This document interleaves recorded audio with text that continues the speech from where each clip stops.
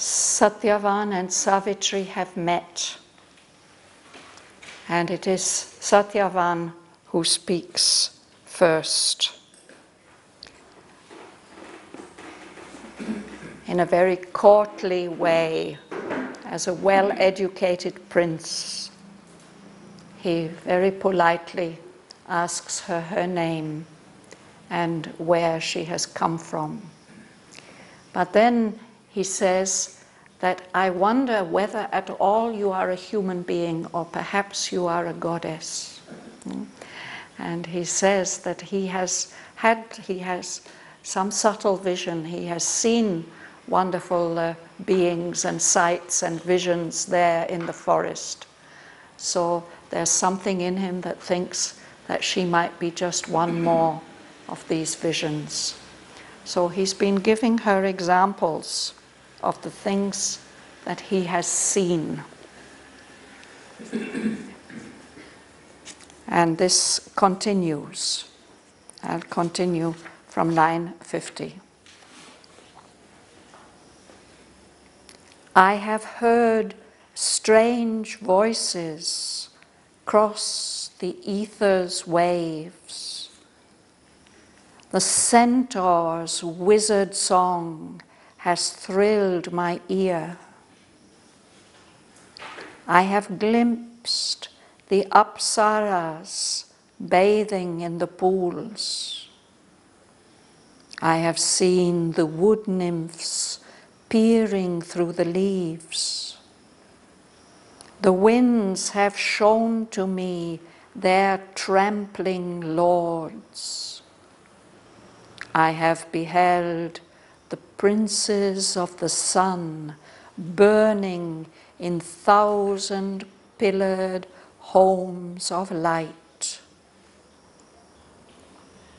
So now my mind could dream and my heart fear that from some wonder couch beyond our air, risen in a wide morning of the gods, thou drovest thy horses from the thunderer's worlds.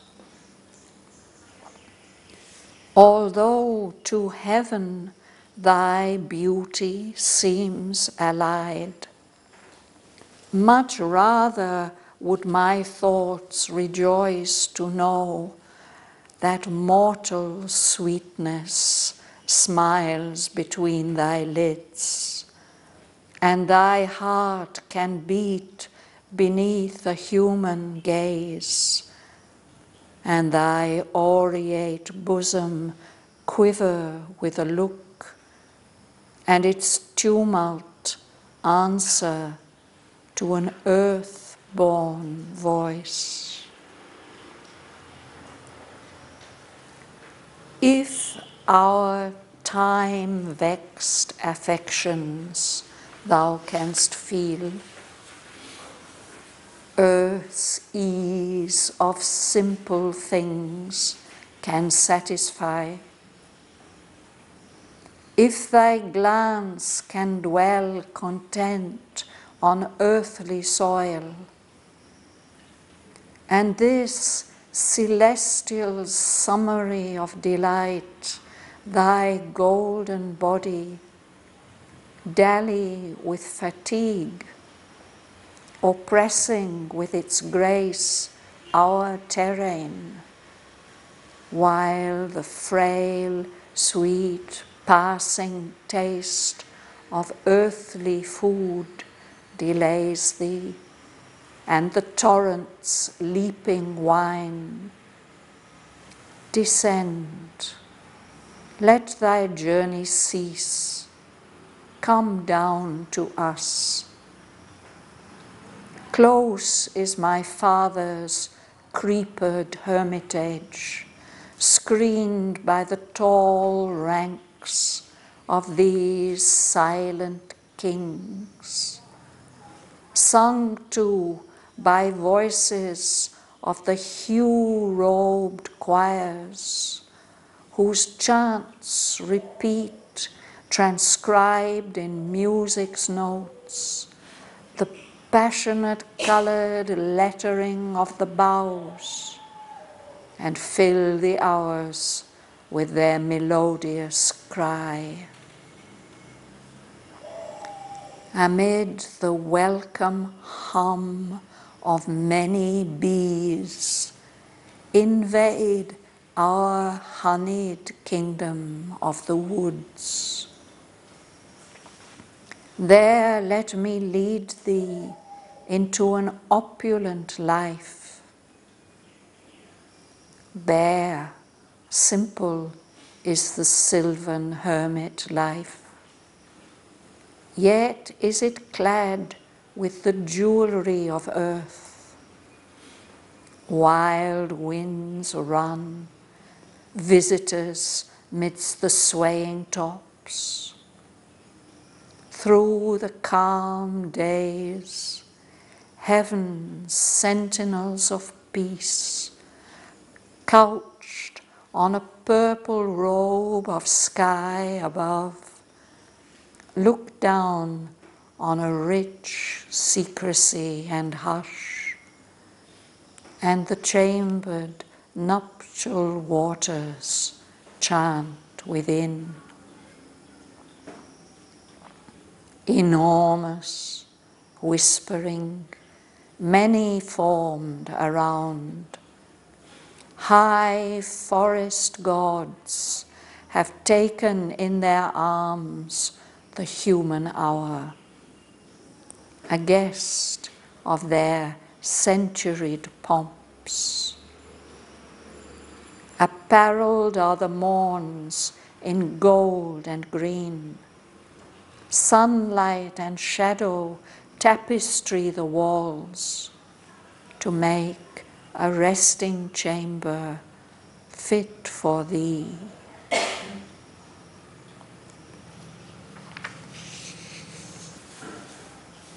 I have heard strange voices cross the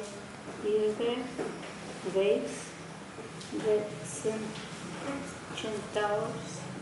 wizard song has thrilled my ear. I have glimpsed the apsaras bathing in the pools, but I have seen the wood nymphs peering through the leaves. The winds have shown to me their trembling lords. I have beheld the princess of the sun burning in thousand-pillared cones of light. Thank you.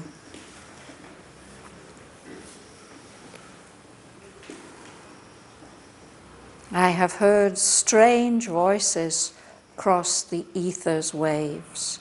The centaur's wizard song has thrilled my ear. So these are things that he has heard with a subtle hearing. Strange voices cross the ether's waves. In the early days of radio, we used to think of the sound, the voices coming across the ether. Ether is the subtlest kind of atmosphere. And one of these strange voices he has heard is the voice of the centaur. A centaur is a being in Greek mythology. It has the body of a horse below the waist, and the body of a man above the waist. And this symbolically seems to combine the vital forces and the mental forces. In Greek mythology, sometimes they are beneficent beings and sometimes not so beneficent. But there's one famous centaur, Chiron, who was the teacher, the guru of the Greek princes, in the same way that these Indian gurus gathered their disciples around them, and the kings would send their sons to study in the forests. In the same way, people, young princes, were sent to study with this particular centaur, Chiron. And he had a lyre, one of these Greek musical instruments. He would play and chant and sing on that. So it's probably that particular centaur that is referred to here. A symbolic being from the subtle planes. That wonderful, magical song, enchanting song, has thrilled my ear. And then he says he's glimpsed the apsaras. These are beings from the Indian mythology, the beautiful goddesses who serve Indra, the king of the gods, in his palace. They dance and entertain his guests and sing, beautiful beings. So he says, I have seen those beautiful goddesses bathing in the pools here in our forest. And I've seen the wood nymphs, the nymphs of the trees, peering through the leaves, as if they're hidden behind the leaves, but they open them and look out. And the winds have shown to me their trampling lords. So the rulers of the winds in the ancient Indian mythology are the Maruts.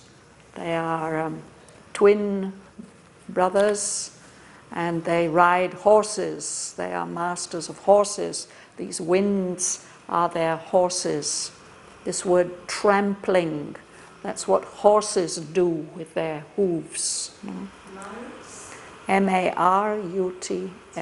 That's why we have a Maruti car. It goes as fast as the wind.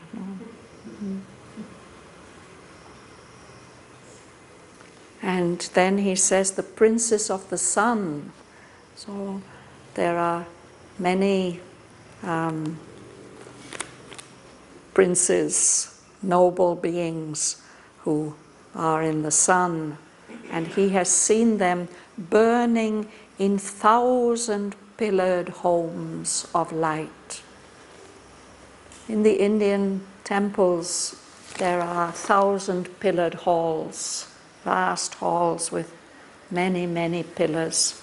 Perhaps here he is thinking about the rays of the sun, that all of these are like pillars, and they're the spirits of the sun, or the emanations of the sun.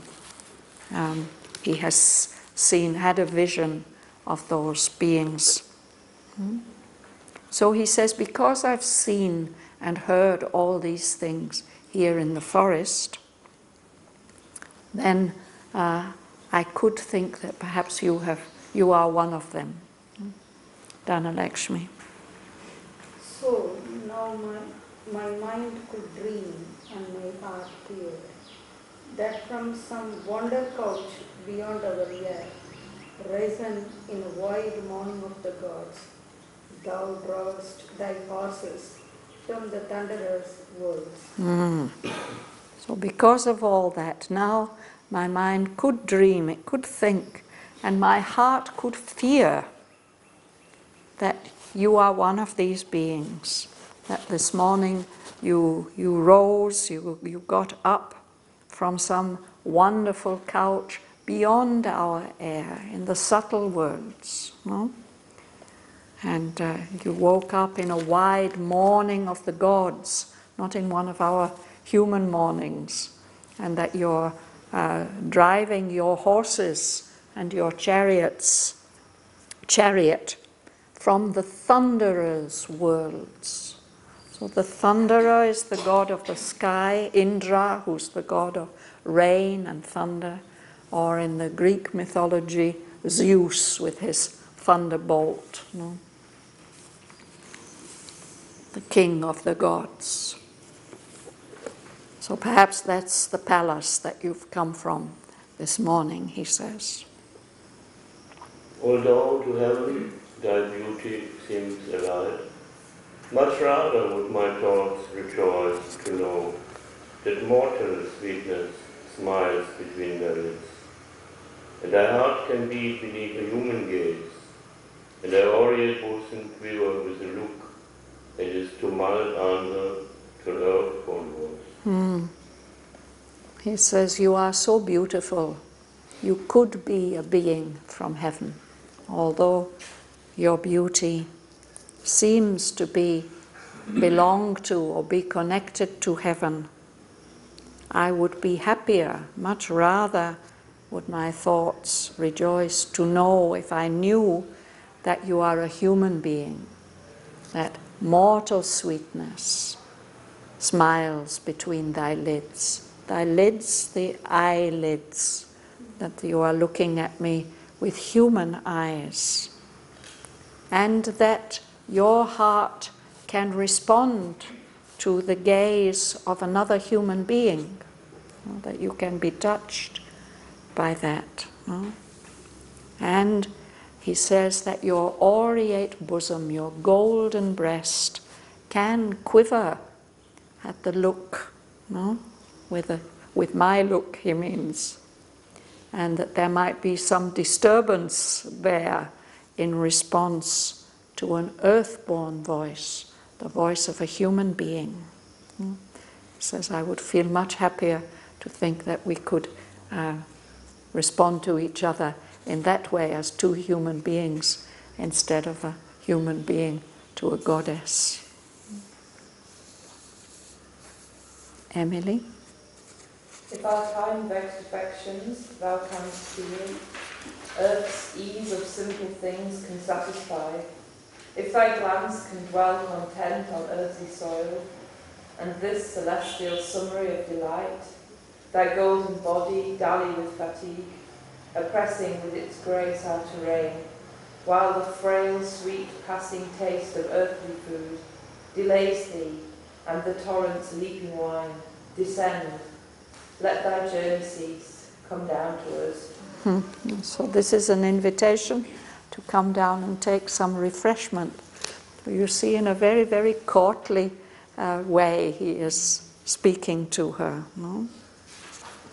So if you are human, if you can feel the kind of effects that we human beings can feel, we who are time-vexed, we're troubled by time, we can get hungry and thirsty and tired.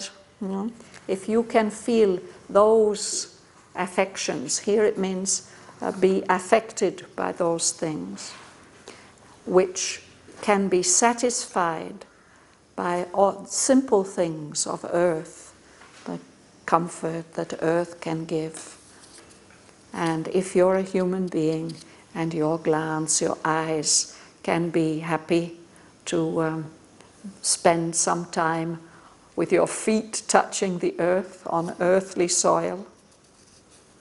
And if this celestial summary of delight, thy golden body, again he's marveling at her beauty. It seems to sum up all the delights of heaven. If that can play with, dally with fatigue, if it can feel tired, and if it can is willing to put its weight upon our terrain, on our ground, and if you will accept earthly food, it's frail and it's sweet and it's passing, but it has its attractions also, especially if you're a human being. If you would be willing to come down and take some food, and he offers her the torrent's leaping wine, pure water from the river. Then come down from your chariot. Let your journey cease, let it stop for a little while. Come down to us.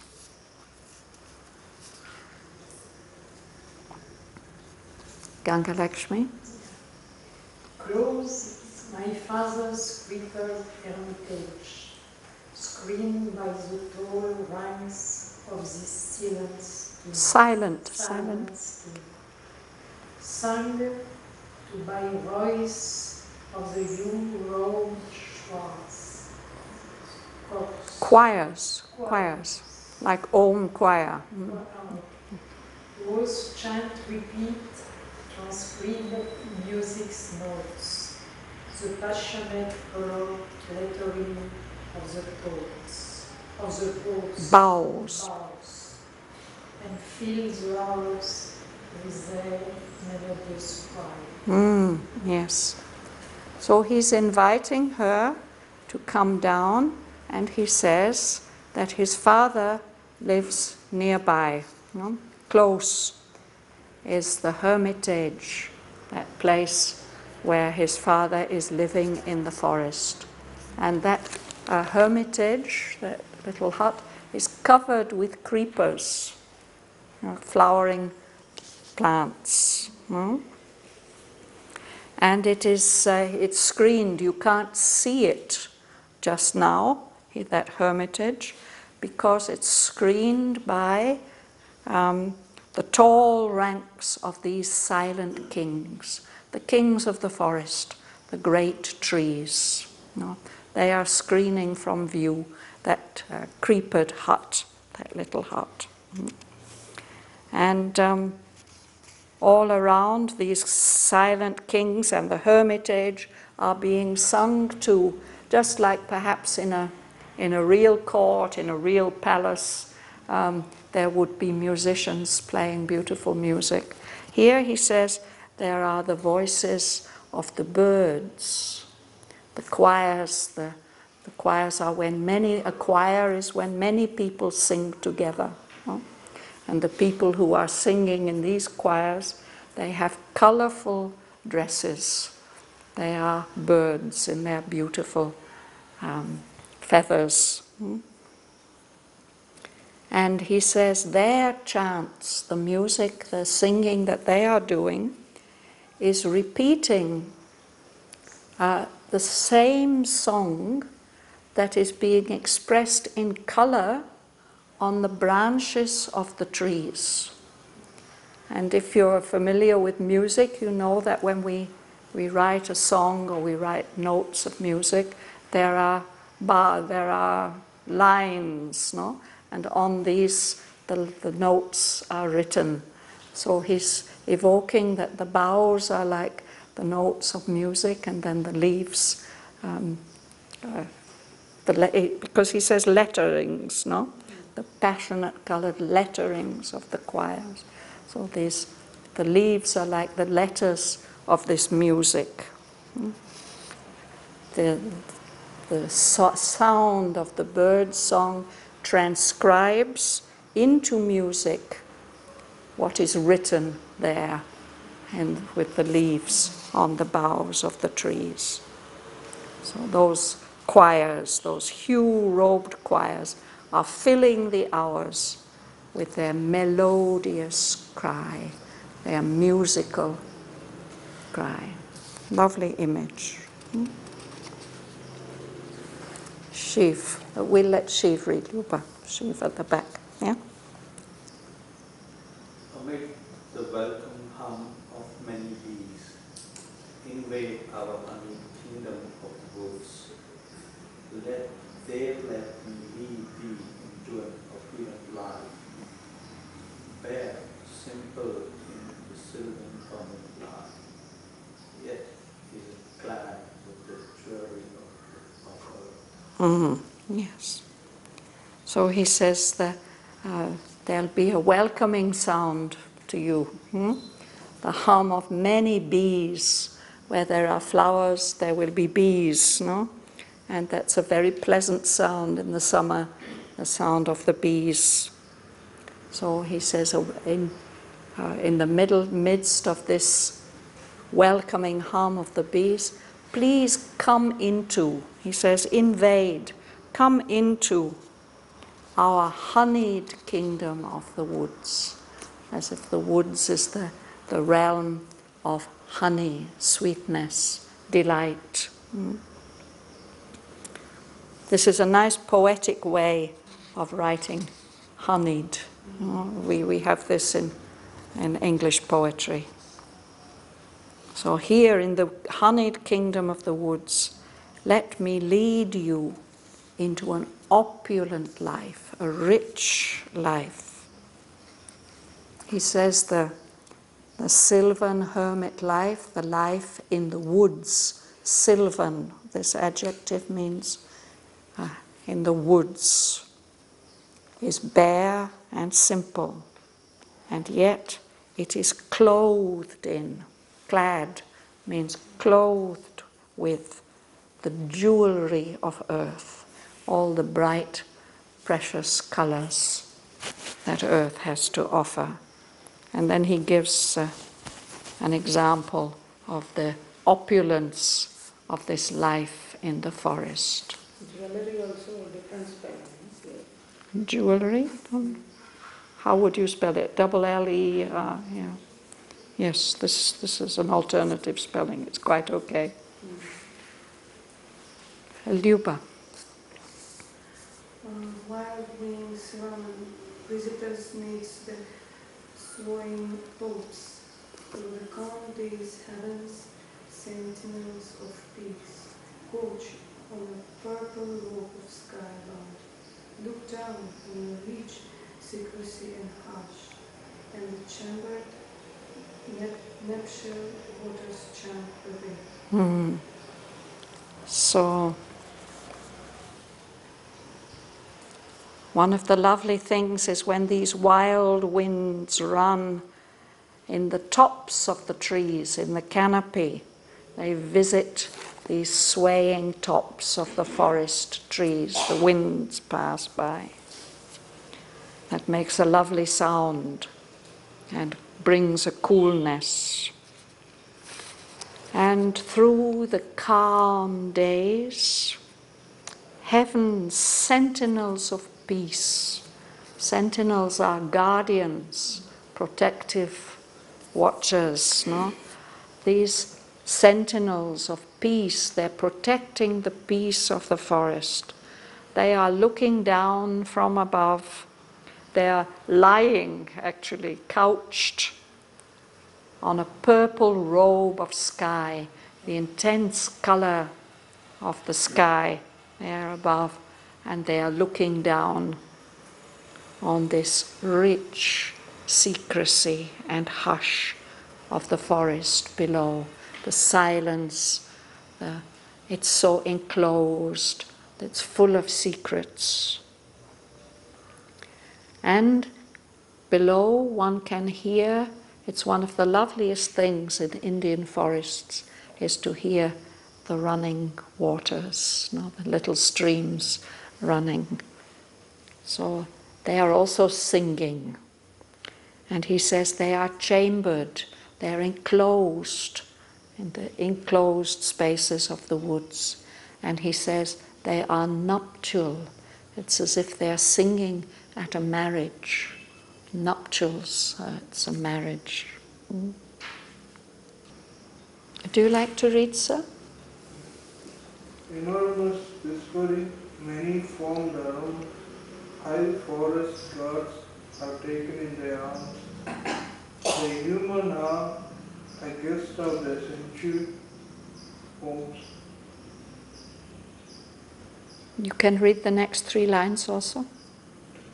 Apparelled are the moons in gold and green, sunlight and shadow tapestry the walls, to make a resting chamber fit for thee. Yes. So he says, all around us there are enormous, very, very big, whispering quietly, whispering among themselves, high forest gods, great spirits, protective, inhabiting spirits of the forest. And they take many different forms, the many different forms of the trees. There must be rocks, perhaps they are in some of the animals. They have they've embraced the human hour. There are a few human beings living there, experiencing time in the way that only human beings can. No? These high forest gods have taken them, the humans, into their midst as a guest of their centuried pomps. Pomps is their show, their magnificence. No? And that has, the trees live so long, for hundreds of years. No? The human hour is very small and impermanent compared with their centuried pomps. And they accept the human beings in as guests. And in this forest world, the mornings are dressed, apparelled, it means dressed, in green and gold, beautiful colors of green and gold. And the walls of this palace have beautiful tapestries, like a king's palace will have beautiful woven pictures, colorful pictures on the walls. Here the tapestries are made by the play of sunlight and shadow on the colors of the trees. No? And all this makes a nice room, a nice private room, a chamber where you can rest. So this is his invitation to her. Joel, we can read a little further. A while she paused, as if hearing still his voice, unwilling to break the charm, then slowly spoke. Musing, she answered, I am Savitri, princess of Madra. Who are you? What name musical on earth expresses thee to men? What trunk of kings, watered by fortunate streams, has flowered at last upon one happy branch? Thank you. So she doesn't speak immediately. She waits a while. She paused before answering, as if she's still hearing his voice, and as if she's unwilling to break the charm of hearing that voice. But then after a minute, slowly she speaks in a thoughtful, musing sort of way, and she tells him, I am Savitri, princess of Madra. Madra is the name of the kingdom that is ruled by her father. And then she asks, who are you? What name musical on earth expresses thee to men? It's also a very nice way of saying things, no? Your name must surely be a musical, beautiful name, and it's the name that you have on earth by which human beings know you. No? Doesn't mean that it's your soul name, but what is that name? And then she wants to know about his family. She says, you must be a prince. You must belong to a royal family. Important families, they maintain a record of their family tree. No? And that family tree will have many branches of the family. No? So she says there must be one blessed trunk, the main part of the tree, watered by fortunate streams. Good fortune must have smiled on this family tree, and you are a flower of it, has flowered at last upon one happy branch, one branch of that family. So she's asking about his family. And then she asks something else. Do you like to read? Why is thy dwelling in the pathless wood, far from these thy glorious due demands? Haunt of anthrites and earth's wilder groves, where only with thy witness self thou roams, in nature's real and human loneliness, surrounded by enormous silences and the blind murmur of primeval calms. So why are you living here in the wood? The pathless wood. Obviously nobody comes here. And here you are in all the glory of your youth. And normally a prince at your age will be doing great deeds, heroic deeds. But here you're very far away from all this active life. Here you are living in this pathless wood, haunt of the anchorites. Anchorites are hermits, and particularly sannyasis, people who've renounced the world, who come away from it. And earth's wilder broods, the birds and the animals. A brood is a family, so the wilder species. And you're roaming here, thou roamst, you are wandering here, all alone, with thy witness self. Obviously, you have some conscious witness within, observing all this, in this unhuman loneliness, away from the world of men, in nature's green, unhuman loneliness. You're surrounded by these vast silences and this murmur, this blind murmur, unconscious murmur of primeval calms. Something that's primeval, it has remained unchanged since the very beginning of time. Primeval.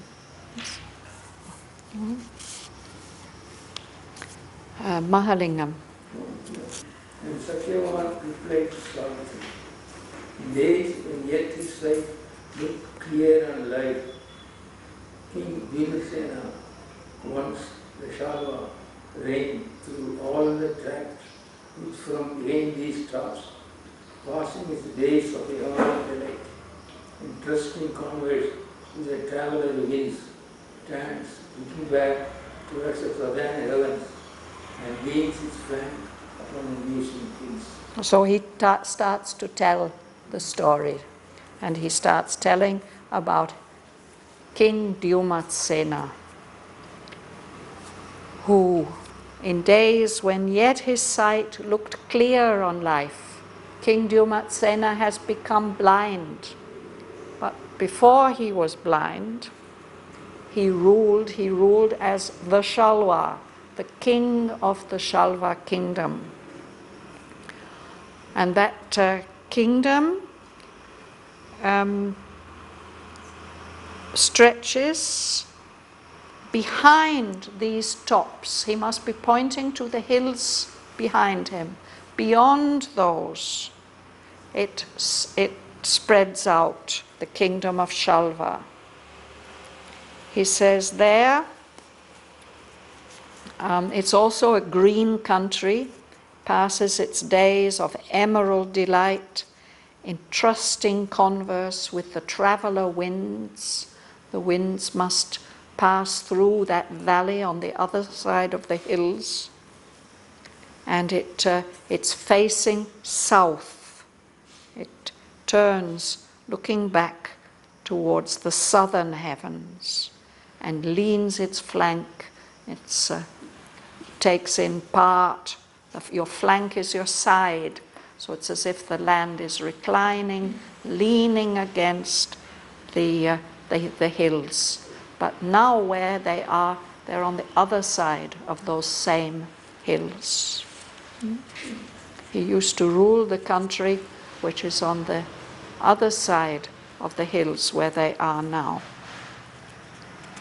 So what happened? Because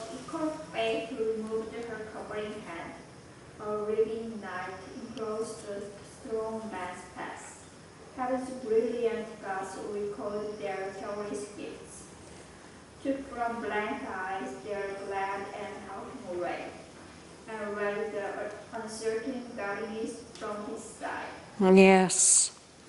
So, fate, the goddess of fate, she is equal. She doesn't care more about one person or another. No. She treats everybody somehow impartially, we can say. So she was protecting him as the king of the Shalva, but then she removed her protection, and a living night enclosed the strong man's paths. He becomes blind. The brilliant gods of heaven recalled, took back the gifts they have given to him, carelessly, casually.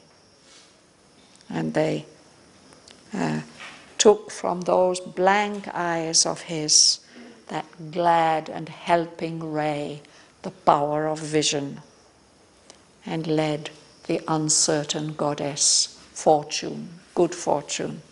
They took her away from his side. Sergei, you will read?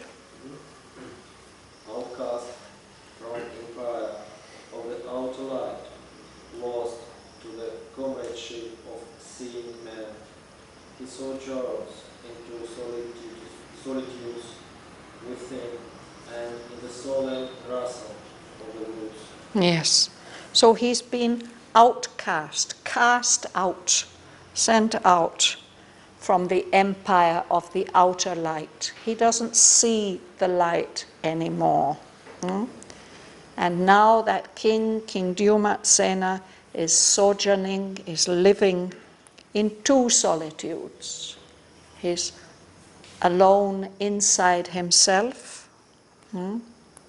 and he's here in this outer solitude of the forests, in the solemn rustle, the sound of the woods. He's been exiled, or he's taken exile into the forest. Lost to the comradeship of seeing men. He's, in that sense also, he's an outcast. He's been sent away from his kingdom. This, I suppose it is in many early cultures, no, that in order to be the ruler, you had to be perfect. And if you were blind, you couldn't rule because... But, of course, Aurobindo gives a symbolic significance to this blindness. He says that the name of King Dyumatsena indicates that he's symbol of the mind as it should be. Dyumatsena, it means an army of light. That's the divine mind. But here, in our state of ignorance, the mind has fallen blind. And when it's fallen blind and it's living in ignorance, it loses its mastery. It loses its mastery over itself, its self-knowledge, and its power to rule. So this is through the work of Savitri, Dyumatsena, the mind, the human mind, gets back its power to rule. Its sight, its power of vision, and its power of action.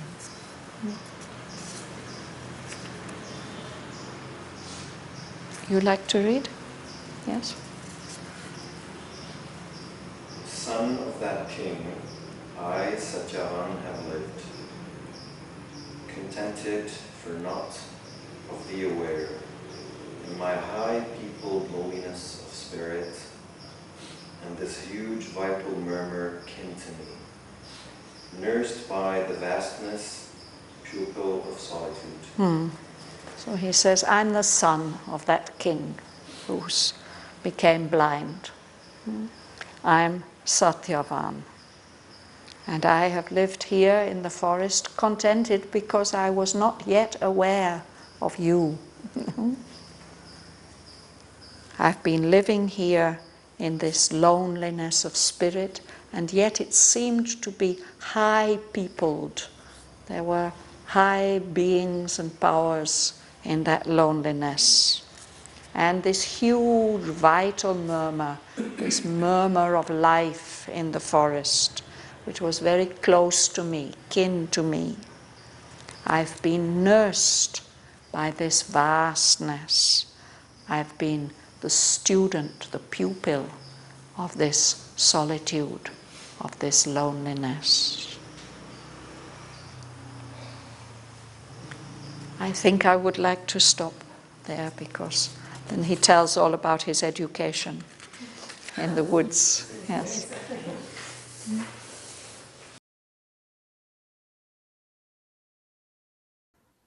I have heard strange voices cross the ether's waves.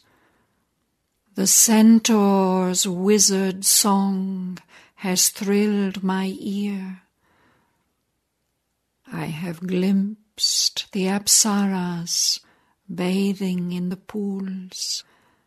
I have seen the wood nymphs peering through the leaves.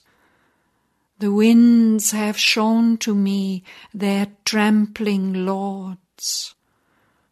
I have beheld the princes of the sun burning in 1,000-pillared homes of light. So now my mind could dream, and my heart fear, that from some wonder couch beyond our air, risen in a wide morning of the gods, thou drovest thy horses from the thunderer's worlds. Although to heaven thy beauty seems allied, much rather would my thoughts rejoice to know that mortal sweetness smiles between thy lids, and thy heart can beat beneath a human gaze, and thy aureate bosom quiver with a look, and its tumult answer to an earth-born voice. If our time-vexed affections thou canst feel, earth's ease of simple things can satisfy, if thy glance can dwell content on earthly soil, and this celestial summary of delight, thy golden body dally with fatigue, oppressing with its grace our terrain, while the frail, sweet, passing taste of earthly food delays thee, and the torrent's leaping wine. Descend, let thy journey cease, come down to us. Close is my father's creepered hermitage, screened by the tall ranks of these silent kings, sung to by voices of the hue-robed choirs, whose chants repeat, transcribed in music's notes, the passionate coloured lettering of the boughs, and fill the hours with their melodious cry. Amid the welcome hum of many bees, invade our honeyed kingdom of the woods. There let me lead thee into an opulent life. Bare, simple is the sylvan hermit life, yet is it clad with the jewelry of earth. Wild winds run, visitors midst the swaying tops. Through the calm days, heaven's sentinels of peace, couched on a purple robe of sky above, look down on a rich secrecy and hush, and the chambered nuptial waters chant within. Enormous, whispering, many-formed around, high forest gods have taken in their arms the human hour, a guest of their centuried pomps. Apparelled are the morns in gold and green, sunlight and shadow tapestry the walls, to make a resting chamber fit for thee.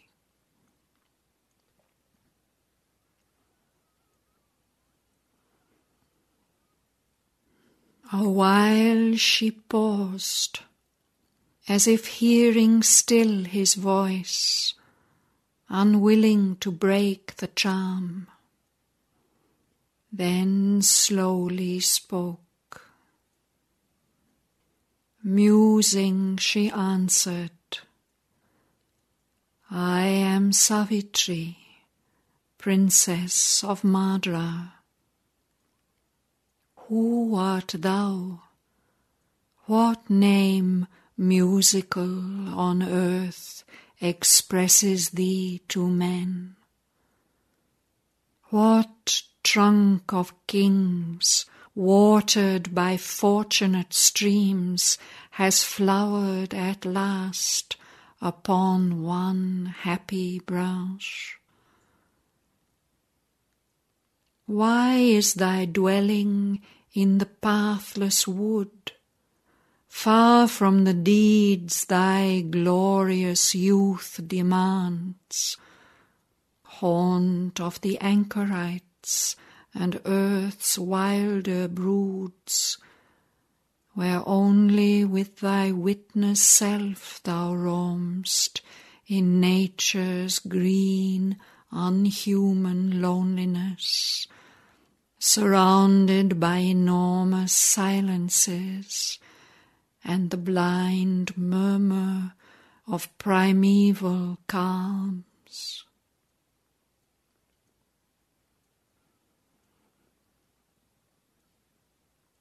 And Satyavan replied to Savitri,